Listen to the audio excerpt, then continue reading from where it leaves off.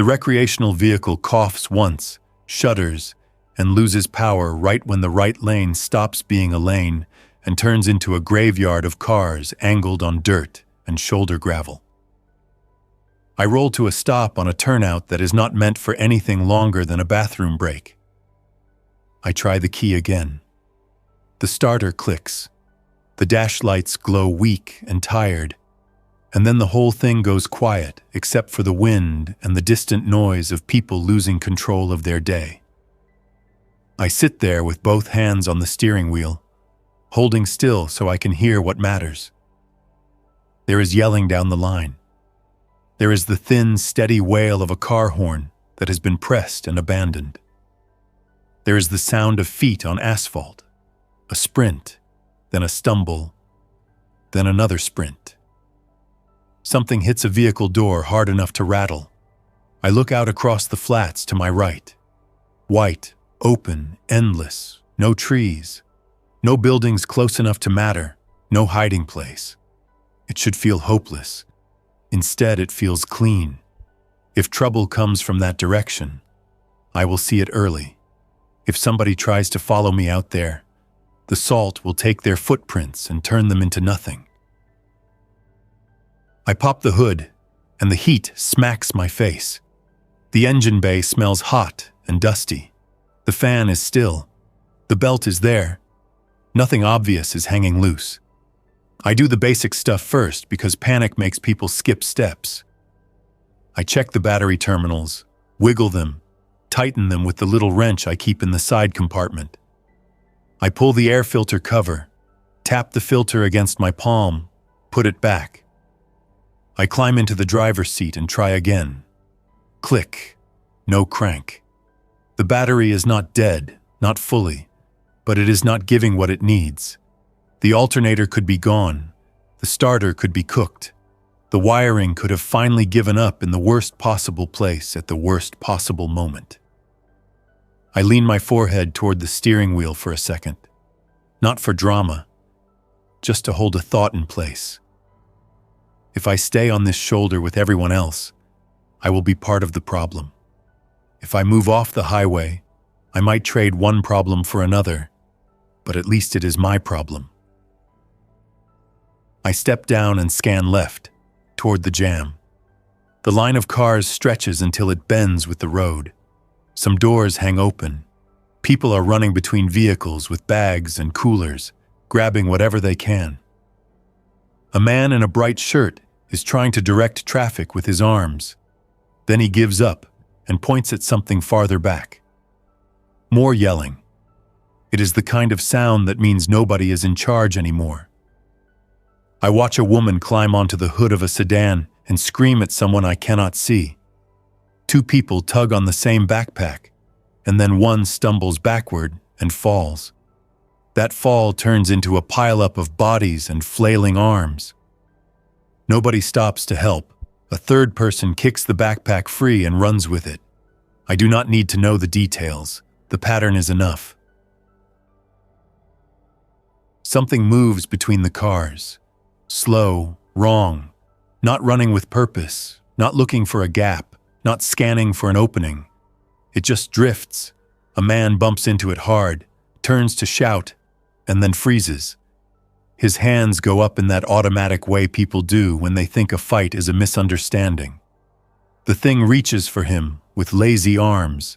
The man jerks away, slips on a discarded plastic bottle, and goes down.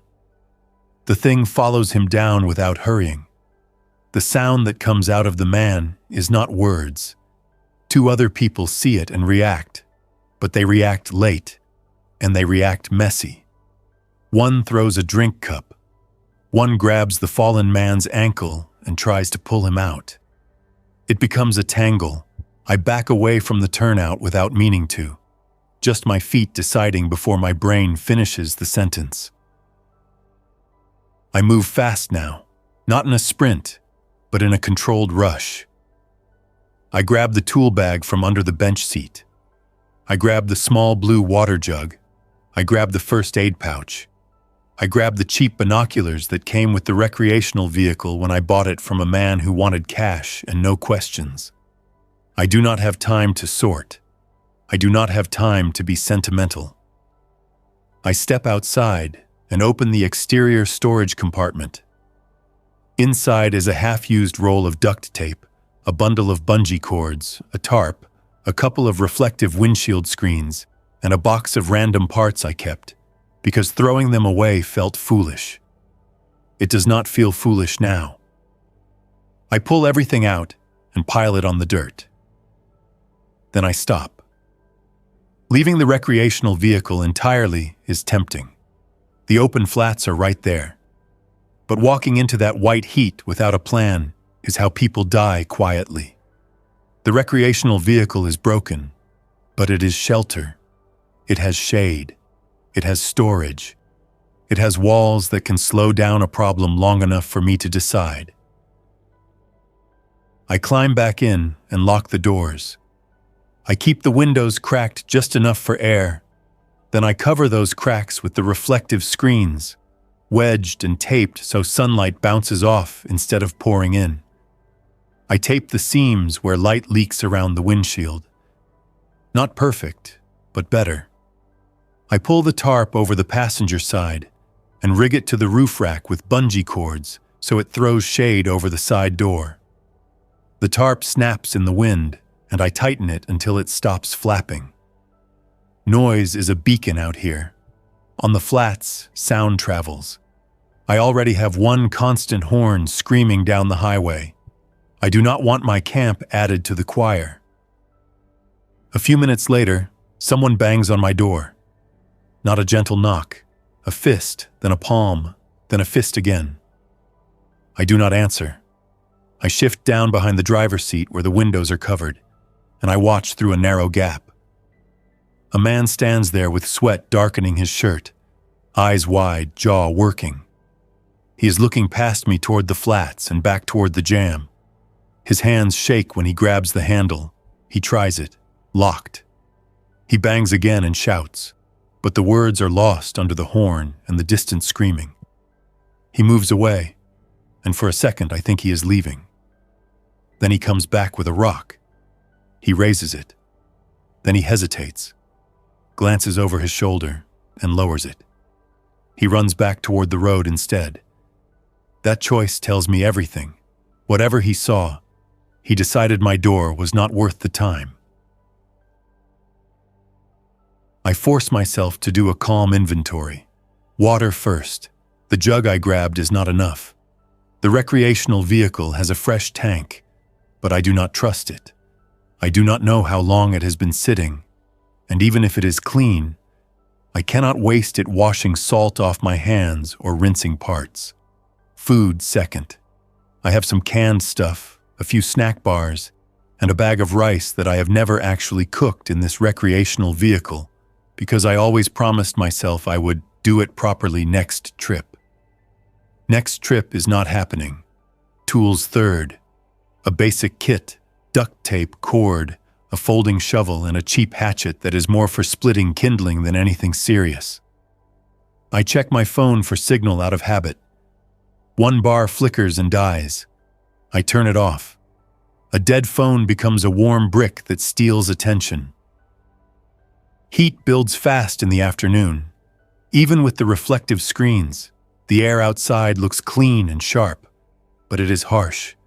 The white ground throws sunlight back up, and the underside of my arms burns when I reach to adjust the tarp. I keep moving anyway, because sitting still is how the mind starts telling stories that make decisions for me. I go through the exterior compartments again. I find a second tarp, smaller. I find a coil of thin wire. I find a package of zip ties. I find a shallow plastic bin that can become a catch pan. I find an old sleeping bag that smells stale but will work for padding.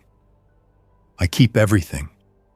If I leave this turnout, I will be leaving a pile of resources behind. If I stay, I will be using them piece by piece until they are gone. The infected on the highway do not rush across the shoulder toward me. Out here, the heat hits them hard. Movement slows. Clothing dries stiff. Some stand in place and sway in the wind. That should make me feel safer. It does not, because the slow ones are not the only threat. The living are the ones who can think around a problem. I watch the jam with binoculars, resting my elbows on the window frame so I do not shake. A group of people break a car window and pull a cooler out. Another group fights over the cooler. Somebody shoves somebody else down, and that shove draws attention from 3 infected nearby. The people scatter, and the infected wander into the open doors and open trunks, drawn by sound and motion. The horn continues to scream. Nobody shuts it off. Nobody can get close enough without getting grabbed. When the sun starts dropping, the temperature eases just enough to make work possible. I step out and walk around the recreational vehicle, checking the tires, checking the undercarriage, checking for any leak that might have caused the failure. Then I do something that feels stupid but matters. I pick a point on the flats, maybe 200 yards out, and I walk to it.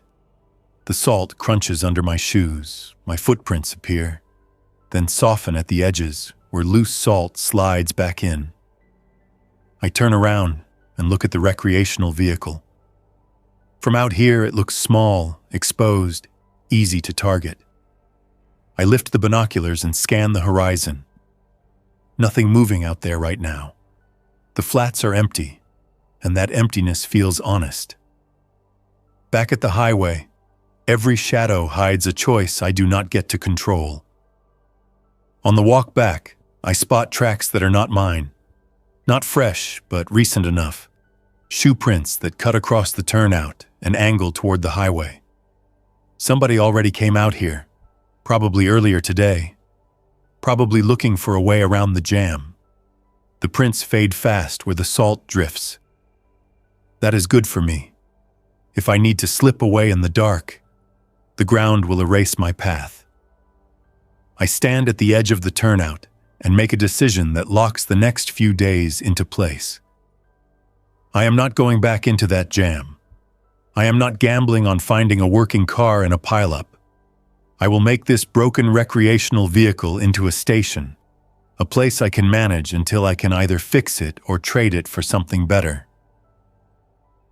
Night comes fast out here. There is no shade line creeping through trees, no neighborhood lights. The sky darkens and the flats turn gray, then almost black. The horn still screams, but it is weaker now, not because the horn is tired, but because distance makes it less sharp. I keep the interior lights off. I tape over the little glowing indicators on the stove panel. I sit on the floor between the seats with the hatchet across my lap. Not because I expect a fight, but because having it there keeps my hands from wandering and making noise. Every few minutes, I lean to the narrow gap in the windshield cover and check the highway. Movement continues, small groups running, single figures staggering. The infected drift among them with slow patience. A pair of headlights flick on in the jam around midnight. The beams swing, catch dust, then point straight ahead. An engine revs high, strained. The car creeps forward, bumps another car, backs up, tries again. It is a sedan trying to shove its way out. The attempt lasts maybe 30 seconds before the driver gives up. The lights go out. A few minutes later, I hear footfalls on gravel closer to me. Not many. 2 sets, maybe 3. I do not move. I do not breathe loud. I keep still and listen for the sound of hands on metal. The footsteps pass the turnout and keep going toward the flats. I wait a long time after the sound fades before I shift even an inch. At dawn, I move. The moment the horizon starts to lighten, I step outside with the tarp pulled low and the reflective screens still in place. The air is cooler, not cold, just manageable. I take the shopping cart I spotted yesterday in the ditch near the rest area sign, the kind that fell off a truck or got dumped, and I drag it toward the highway shoulder. One wheel is bent. The cart rattles. I stop, grip it tight, and force the noise down by lifting the wheel and walking it, not rolling it.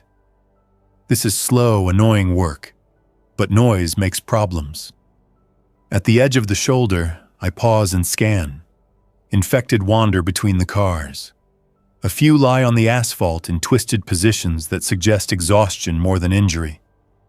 I do not go close enough to confirm anything. I do not need to. The rest area is not far, but distance out here lies. Everything looks close on flat ground, and everything takes longer than it should. I push the cart along the outer edge of the shoulder and then cut onto packed dirt when I can. I keep my eyes moving. I avoid stepping between cars. I avoid places where someone could be crouched, waiting, desperate, armed with something simple and ugly. I reach the rest area bathrooms and my hands start moving fast, efficient. I check the doors. One is open. Inside, the smell is sharp and stale, and the air is warmer than outside. I do not linger. I go straight to the sinks and test the taps. Water sputters, then runs. I do not cheer. I fill every container I brought, including a couple of empty bottles I found in my own storage bin, rinsed quickly and filled again. I shove extra bottles into the cart. I keep listening. The water running is loud in the tiled room. I hear movement outside, not the soft scrape of wind-blown trash. Footsteps. I shut off the tap and stand still. The footsteps stop. A voice calls out, cautious, male. He says something about water. He says something about not wanting trouble. I do not answer. I roll the cart back from the sink, grip the handle and angle toward the exit. The voice calls again, closer. Then I see him through the doorway glass, a man in a dusty ball cap holding a metal tire iron down by his leg. He is looking into the building, eyes darting. He is not infected. His movements are too controlled. That makes him more dangerous, not less. He steps inside, and the moment he does, I move the other way, slipping through the side exit that leads around the building. The cart squeaks once and I freeze, then keep going, guiding the wheels over gravel with small lifts. I do not run. Running turns into noise and attention. I cut behind the restroom building and head toward the picnic area where a low concrete wall blocks the view from the front. I crouch there and wait. The man comes out the front door and scans. He does not see me. He walks toward the sinks again, then back out, then around the side corner. He spots my cart tracks in the gravel and follows them, tire iron ready. I hold still and let him pass. When his back is turned, I push the cart the other direction, toward the far end of the rest area where an access road runs behind a low berm. I use that berm as cover. I get away clean, water sloshing, arms tight with effort. Back at the turnout, I slide the water under the recreational vehicle and into the coolest storage space I can find. I drink a measured amount, not a full gulp. I wipe my face with a damp cloth and then stop myself from using more. Salt is already crusting on my wrists from sweat. It will eat its skin over time, but water is life now, not comfort. I spend the next hour working on the shopping cart. I find a child's bicycle in the ditch near the rest area on my next trip. Broken frame, wheels intact. I bring the wheels back piece by piece. I swap one wheel onto the cart with wire and zip ties, bending the metal fork until the wheel spins without rubbing. The cart looks ridiculous, but it rolls quiet now, and quiet matters more than pride. The second day turns into routine. Shade maintenance, water hauling early, watching the highway from inside the reflective cocoon. Small repairs. I pull the battery and carry it outside to inspect it in daylight. I check the date sticker and the casing. It is old enough to die at the worst time. I test it with a cheap meter from my toolkit. Low voltage. I charge it the only way I can, using a small solar trickle charger I forgot I even owned until I dug through the parts box. It takes forever, and the sun punishes me while I set it up. But it is progress. Progress is a mental anchor. Without it, the day becomes a waiting room. Late afternoon, I see the man with the ball cap again. He is not alone. 2 other men are with him now, and they are moving along the line of cars, checking trunks, checking doors, taking what they want. One carries a red gas can. One carries a backpack that sags with weight. They are working outward, away from the tightest part of the jam, toward my turnout. From my position, with binoculars, I can see them from a long way off. The flats give me that gift. I do not waste it. I pull the tarps tighter. I move my water deeper under the recreational vehicle. I put my tool bag under the floor storage hatch. I take anything shiny off the dashboard. Then I step outside and walk 200 yards onto the flats with a handful of random trash and a length of cord. I set a decoy. A crumpled bag, an empty bottle, a reflective screen angled to catch sun. It is not a trap. It is bait for attention. I tie the cord to the decoy and run the cord back toward the turnout, laying it flat so it blends into the salt. The goal is simple.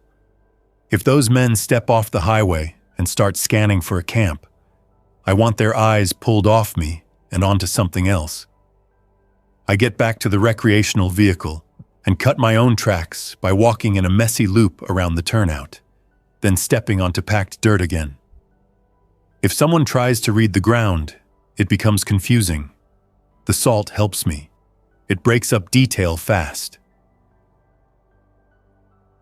The men arrive an hour later. They approach in a loose line, not huddled, each watching a different angle. That tells me they have done this before. The one with the tire iron from earlier walks closest, head tilted, eyes narrowed.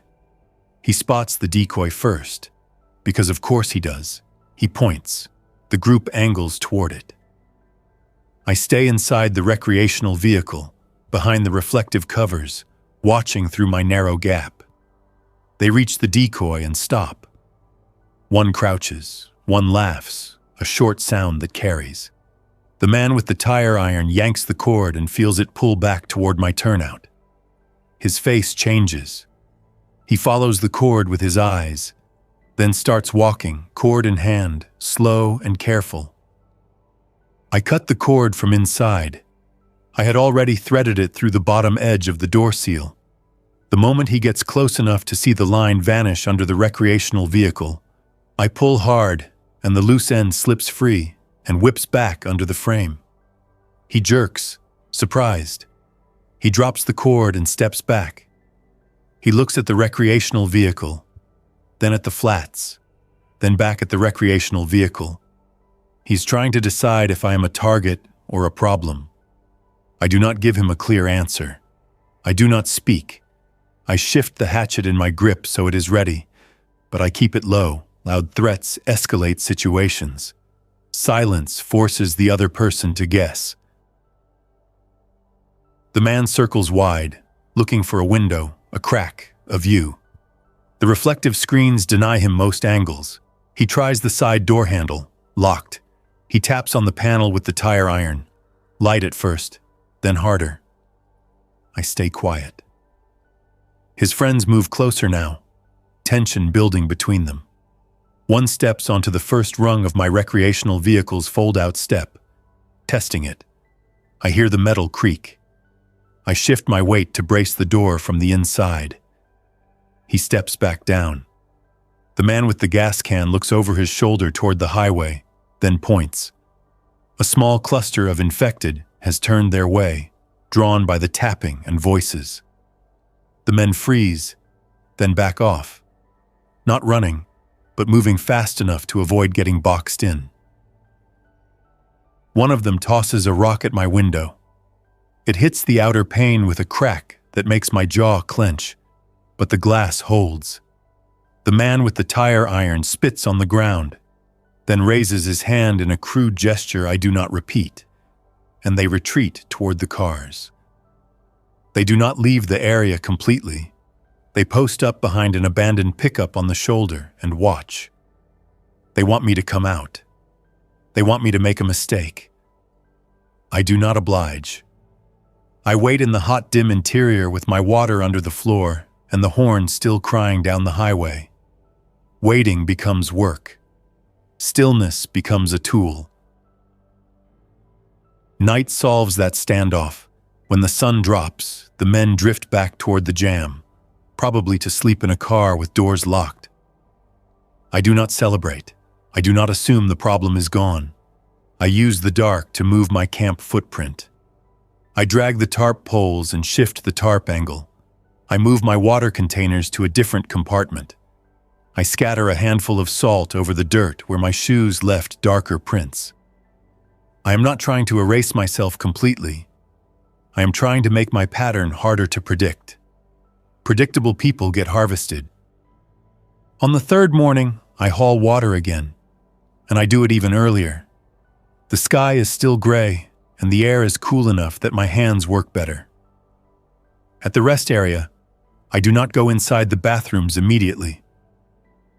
I circle the building first, scanning for shadows, for a crouched figure, for movement behind the trash cans. I spot fresh footprints in the gravel, and I change approach, heading to the maintenance spigot on the side of the building instead of the sinks. The spigot is lower pressure but quieter, and it keeps me outside where I can see. I fill my containers and do not linger.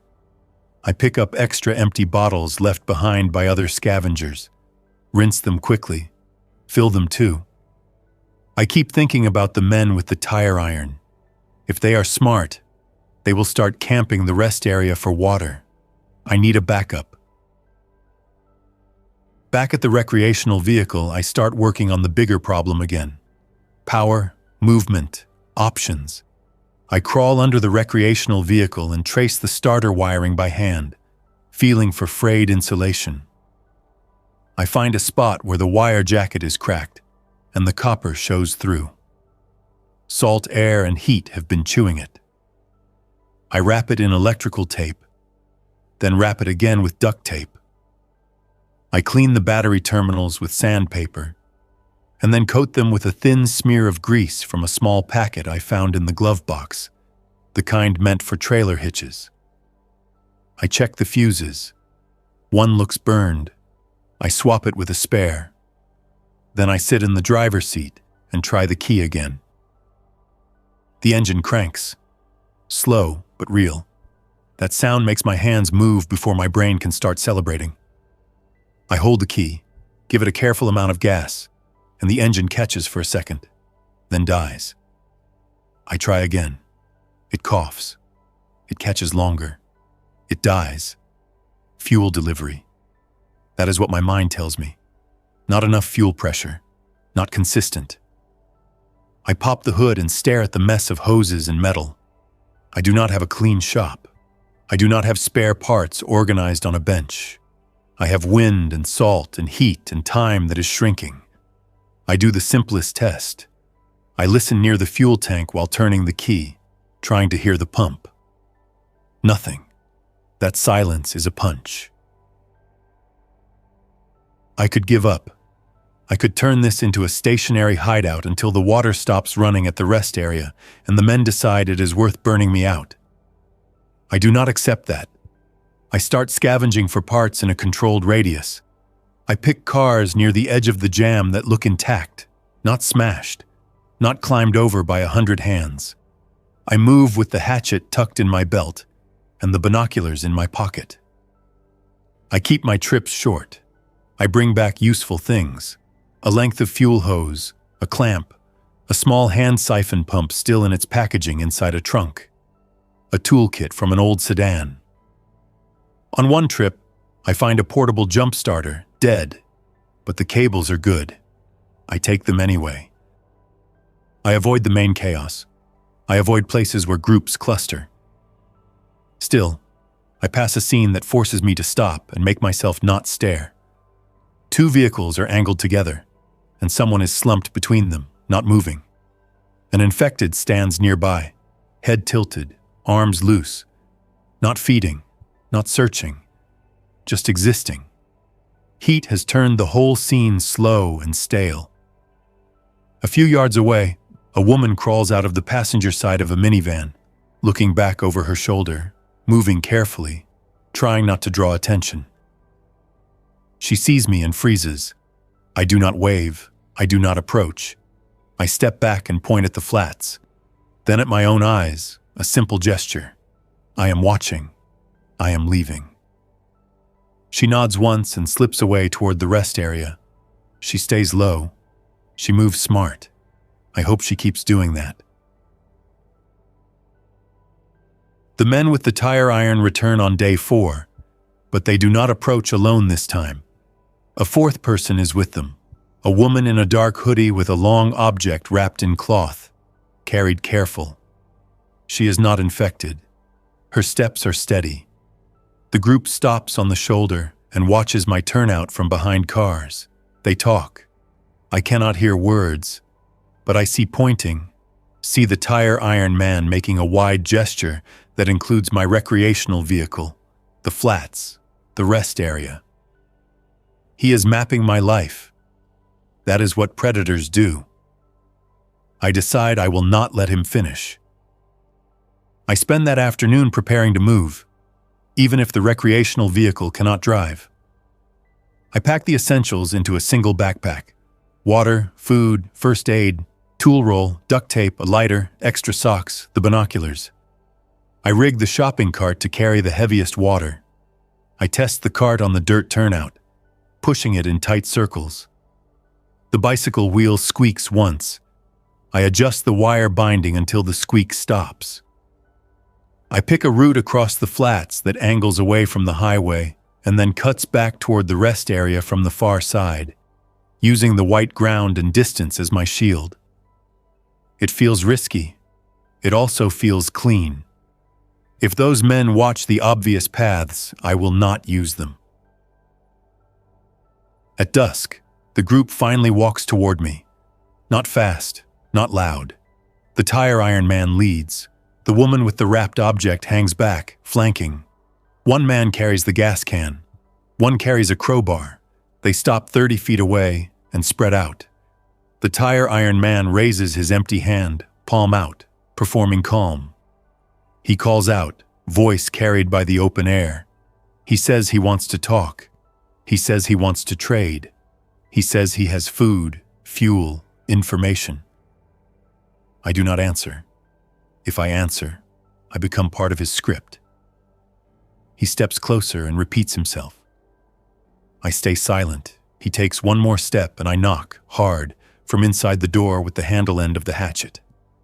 Not a threat, a boundary. The sound is sharp in the evening quiet. The woman shifts her wrapped object, and the cloth slides enough for me to see metal. A long gun, that changes the math. The tire iron man laughs under his breath and says something to his friends. Then he does something that makes my skin go cold without me needing to describe it. He walks to the passenger side and starts yanking at my tarp lines, trying to peel away my shade, trying to force visibility. I move to the passenger window gap and watch his hands. If he gets that tarp down, he gets my pattern. He gets to see where I hide supplies. He gets to see whether I have a weapon. He gets to see how scared I am. I will not give him that. I do the one thing I have avoided doing for days. I make noise on purpose. I reach to the dashboard and slam my palm on the horn. The recreational vehicle horn is weak, but in the quiet it is still a blast. The tire iron man jumps back, startled. His friends flinch. Then I hit the horn again. And again. I am not trying to scare them off directly. I am calling the infected. The horn down the highway has been screaming for days, and the infected have been drifting to it, feeding the jam. Now I am adding a fresh signal, closer, sharper. I watch the group's heads turn toward the shoulder. They listen. They realize what I am doing. The woman with the long gun takes a half step back first, scanning the highway. Within minutes, Movement shifts along the edge of the jam. 3 infected peel away and start wandering toward my turnout, drawn by the horn. The tire iron man curses softly, then grabs at the tarp again, furious now, but not committed enough to finish. He knows time is short. The group backs up in a stagger, keeping eyes on the shoulder and on my door. The horn becomes a countdown. I stop honking and let the infected keep coming, letting silence settle again, so footsteps on gravel are easy to hear. The tire iron man stands there breathing through his nose, staring at my door. Then he spits again and waves his group back to the cars. They retreat fast, not running, but fast enough to avoid contact. That night I move. I do not sleep. I wait until the sky is fully dark and the jam becomes a scatter of shadows. I open the door slowly, holding it so it does not creak. I slide the shopping cart out first, wheels guided by my hands so it does not rattle. I load my packed backpack onto my shoulders. I take the hatchet. I take a small flashlight, but I do not turn it on. I step onto the flats and start walking into the white darkness, using the faint highway glow behind me to keep my direction. Each step crunches. Each crunch feels too loud. I slow down and adjust my gait until the crunch becomes softer, more of a press than a stomp. Half a mile out, the world changes. The highway noise fades, the horn becomes distant, the air feels more open, and that openness steadies me. I stop and turn, and I can see the line of cars as a dark scar. Tiny lights blink now and then. A phone screen, a flashlight, headlights flickering and dying. I see movement near my turnout, but I cannot tell if it is infected or human. I do not try to solve it from here. I keep moving. The flats give no cover, but they also give no ambush points. If someone follows, that person has to commit to walking out into the open with me. Most people will not. I reach the back side of the rest area before dawn.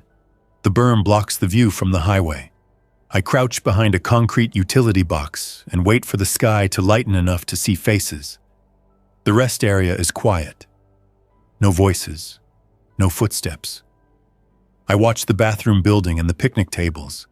I watch the trash cans. I watch the line of shrubs that somehow survive on the edge of this harsh place. Finally, I see a figure move near the building, a man in a light shirt. He is alone. He walks stiff, head tilted down. He stops near the doorway and sways, infected. I watch him for a full minute to confirm. He does not scan. He does not react to small sounds. He just exists. I wait longer until he wanders away toward the shoulder. When I move fast. I push the cart to the maintenance spigot and fill what I can. Then I go to the vending area, not for snacks, but for the machines themselves. Machines have panels. Panels have wiring. Wiring has fuses and connectors. I pry open a service panel with the hatchet's handle and pull out what I can use. Wire, a switch, a handful of screws, a little transformer that might be useful later. I do not take long. I do not make this a project. This is scavenging, not engineering. On my way out, I spot a maintenance shed door with a padlock that looks old. I wedge the hatchet head into the gap and twist until the wood splinters and the lock gives. Inside the shed, it smells of oil and dust. There are shelves with basic supplies, mop buckets, a couple of jugs of cleaning fluid I ignore, a roll of thick trash bags, a box of latex gloves, and most important, a battery charger. Not a fancy one, but real. There is also a set of keys on a hook. I do not assume those keys are for anything good, but I take them. I take the charger too, slinging it awkward across my shoulder with a cord. I do not stay long enough to feel safe. Safe is when people stop paying attention. I leave the rest area from the far side and circle wide. keeping the berm between me and the highway. When dawn hits fully, I stop on the flats and look back. I see the tire iron man's group near the shoulder, just shapes at first, then clearer. 4 of them. The woman with the long gun is there. They're scanning the rest area, probably looking for water, probably looking for me. From this distance, they cannot see me well, not unless they are using binoculars too. I crouch low anyway and hold still until they shift away from my direction. Then I start pushing the cart back toward my turnout. Not straight at it, but on a long curve that brings me in from the flats side. When I reach my recreational vehicle again, the scene is wrong. The tarp on the passenger side is partly down. One of the reflective screens has been pulled loose and lies on the dirt. The door is still closed. No broken windows. No obvious forced entry. That means someone came close, tugged at my setup, tested it, then left. I take a long moment before I go inside. I scan the ground. I look for fresh footprints. The salt has already started erasing detail, but I can still see disturbed patches of dirt near the step. At least 2 people. One print is heavier, deeper heel. Another is lighter, narrower. I do not guess who. Guessing does not help. I open the door carefully and step in. My hidden water is still there. My tool bag is still there. The floor hatch is untouched. That tells me the search was shallow. They were trying to scare me out, or they thought I had already fled, and they were checking fast. I put the new battery charger under the bench seat and set it up with the shed extension cord and my solar charger. I build a messy system that can charge the battery in bursts when the sun is strong. It is not elegant, but it is something. Then I sit on the floor and make myself eat, even though the idea of food feels distant. Calories are decisions. Without them, the day collapses into mistakes. Over the next 2 days, I do 2 things on repeat. I charge the battery, and I work on fuel delivery. I find a box truck in the jam that has a fuel pump relay still intact. I pull it and test it against my own by swapping it in. No change. I find a pickup with a similar fuel pump fuse. No change. I crawl under the recreational vehicle again and tap the fuel tank with the hatchet handle, listening for a dull sound that suggests fuel, trying to judge whether the pump might be stuck. I do a crude trick I learned from a mechanic friend years ago. Not a magic fix, just a chance. I tap the tank hard, then I turn the key. For a second, I hear a faint hum, then silence again. That hum is hope with teeth. It means the pump is not dead forever. It means it might run if I coax it, or if I wire around a bad connection. I find the fuel pump connector and clean it with sandpaper, then tighten it with pliers so it grips better. I wrap it against dust and salt. I try again. The pump hums longer this time. The engine cranks and coughs, then catches for 2 seconds and dies. I try again and again, not burning the starter, not flooding it, pacing myself. On the 5th attempt, it catches and stays. The engine settles into a rough idle that sounds sick but alive. I keep my hand on the key, ready to shut it off if it starts to die violently. I let it run for 1 full minute, then 2. I do not rev it. I do not get greedy. I shut it off before it can overheat. That night, I do not sleep much. Not because of fear in the simple sense, but because the plan is finally real, and real plans demand timing. If I can drive even a little, I can leave this whole trap behind. I can cut off the men. I can stop hauling water with a cart. I can get to a place with shade that is not made of tarps. I can get to higher ground, cooler air, anything. The risk is obvious too. The moment I start the engine and move, I announce myself to everyone within earshot. I become a prize. In a world where most vehicles are dead or blocked, a moving one is power. At dawn, I pack fast. I keep the reflective screens up until the last moment. Then I peel them down and fold them into the storage bin. I roll the tarps tight and tie them. I move water into containers that will not tip. I check the mirrors. I scan the highway with binoculars. The jam is still there. Some cars have shifted, but most are in the same positions. Movement among them is less frantic now, more sparse. That is not a sign of peace. It is a sign that the easy days are already gone.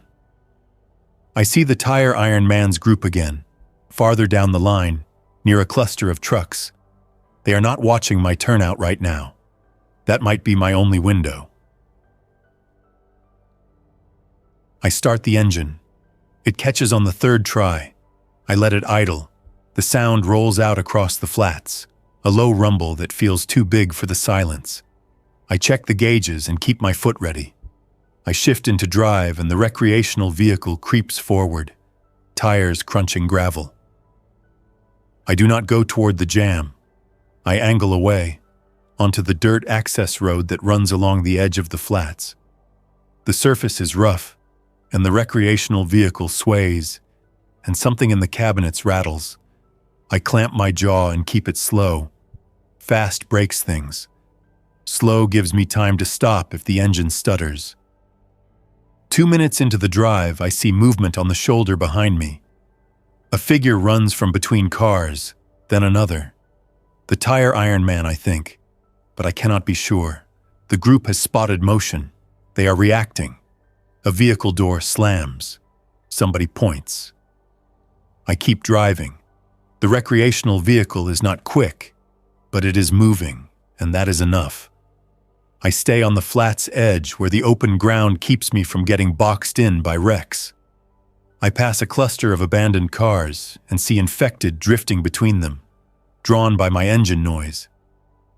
I do not stop. I do not swerve into the flats fully because the salt crust can hide soft spots and I cannot afford to bog down. A pickup truck lurches out of the jam behind me, moving at an angle, trying to cut me off. The driver is one of the men from the group. I recognize the hoodie woman in the passenger seat when the truck hits a bump and her head snaps up. The long gun is there, held low. The truck bounces hard on the uneven dirt and struggles for traction. That gives me a small edge. I keep my speed steady, not racing, not panicking into a mistake.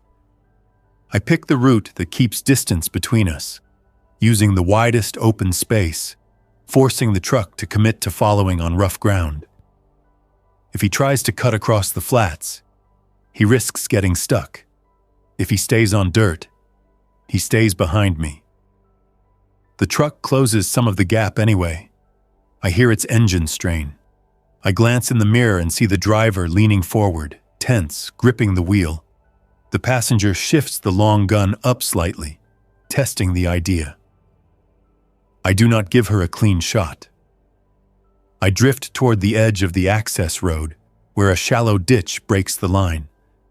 The recreational vehicle tilts and rattles, but it stays moving. The pickup hesitates because the ditch would hit his undercarriage harder. He slows for a second. That second matters. Ahead, I spot a dead end. A cluster of abandoned cars partially blocking the dirt path where people tried to turn around days ago and failed. I do not aim for the gap between those cars. I aim for the flat's edge beside them, a strip of hard-packed salt that looks solid. I slow just enough to keep control and roll onto it. The recreational vehicle tires crunch onto the crust and hold. The pickup tries to follow and hesitates again. He does not know the ground. He does not trust it. He swings wide to find a safer entry point, and that wide swing forces him onto softer salt near the edge. His right front wheel sinks a few inches. Not buried, but enough to steal momentum. The truck jerks, fishtails slightly, then slows hard. The driver guns it, and the wheel spins, throwing pale dust. I do not stop to watch. I keep moving, staying on the hard crust line where the salt is compacted from years of vehicles entering the flats for speed runs and sightseeing. The pickup fights, then frees itself. But the moment is gone. Distance opens again. I keep my eyes forward and spot something better. A maintenance access lane that leads toward a low cluster of buildings farther out. Probably service structures, not a town, but shelter. I angle toward it, keeping my speed steady. The recreational vehicle engine stutters once and my hands tighten, but it recovers. I talk to it under my breath, not sweet, not dramatic, just simple commands. Keep running, keep running, keep running. The pickup follows at a distance now, unwilling to risk getting stuck again. The woman raises the long gun once, then lowers it. She is thinking about the noise. She is thinking about the infected. She is thinking about what a shot would draw out here. Smart. I use that. I keep moving toward the maintenance lane, and when I reach it, I turn sharply onto gravel that leads between low concrete barriers. The recreational vehicle shudders but stays upright. The pickup hits the turn too fast, bounces hard, and the driver brakes to keep from slamming into the barrier. More distance, more seconds. The lane leads to a service yard with a chain-link fence and a gate hanging open. Inside are a few utility sheds and a big metal awning that throws real shade. The ground here is gravel, not salt, and that matters for traction and for tracks. I drive under the awning and shut the engine off immediately, letting the sound die. I listen. The pickup is still coming, but slower now. I grab my backpack and step out, moving to the far side of the awning where the shadows break my outline. I do not run. I do not freeze. I become small and quiet and ready. The pickup rolls into the yard and stops just outside the awning's shade, driver scanning. He expects me in the recreational vehicle. He expects a simple confrontation. He does not get one. The woman steps out first, long gun held low but present, eyes sweeping the yard. The tire iron man steps out next, and the moment I see his posture, the way he owns space, I know it is him. He looks at my recreational vehicle, then at the ground, then at the awning. He does not shout this time. He smiles a little and points at the door, telling me to come out. I stay in the shadow behind a stack of old pallets and watch them argue quietly. The driver gestures toward the flats, annoyed, probably worried about getting stuck again. The tire iron man waves him off and steps closer to the recreational vehicle, confident. He reaches for the door handle. He pulls. Locked. He tries again, harder. The woman shifts her stance and raises the long gun slightly, pointing toward the awning's underside. Not at me, but ready to. Then something else happens. A sound from outside the yard, from the direction of the highway, drifting on the wind. Not a horn, not shouting, a loose, wet shuffle of feet on gravel, followed by a dull bump against the fence. Infected have followed the pickup's engine noise and mine, drifting off the highway in a slow trail. 3 of them press against the fence now, hands pushing through links. Another wanders through the open gate, head tilted, drawn by the human voices and vehicle heat.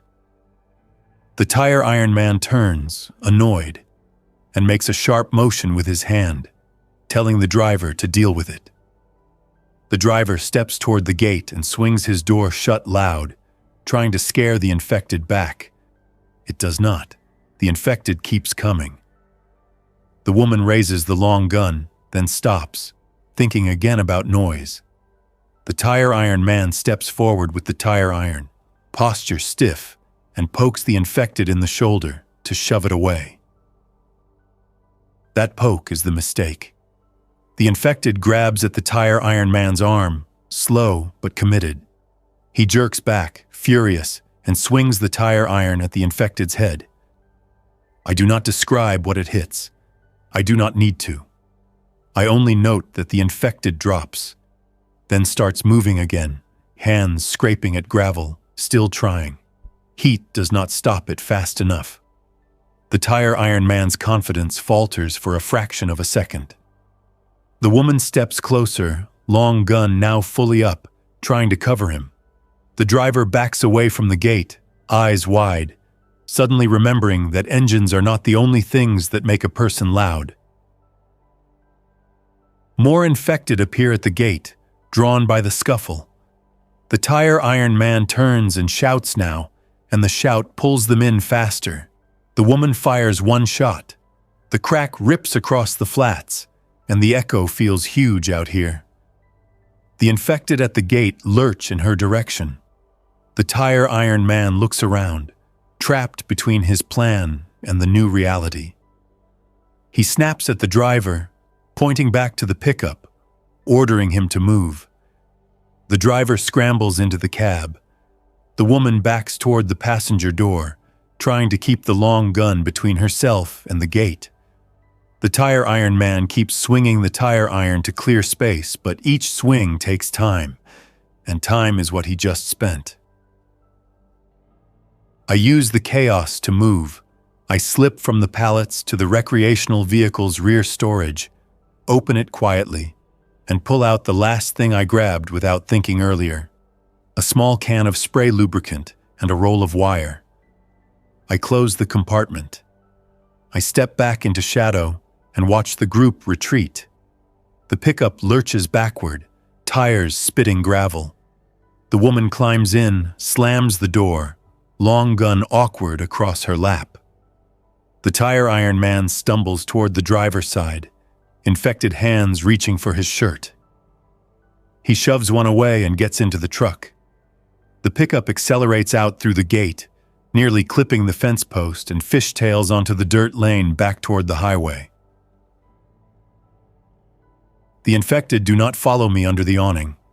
They drift toward the last loud thing, the pickup, then lose interest and wander back toward the open gate. I stay still until the yard quiets again. Then I move with purpose. I close the gate, not perfectly, but enough to slow entry. I drag a rusted barrel to block the gap. I do not try to build a fortress. I build delay. Delay buys choices.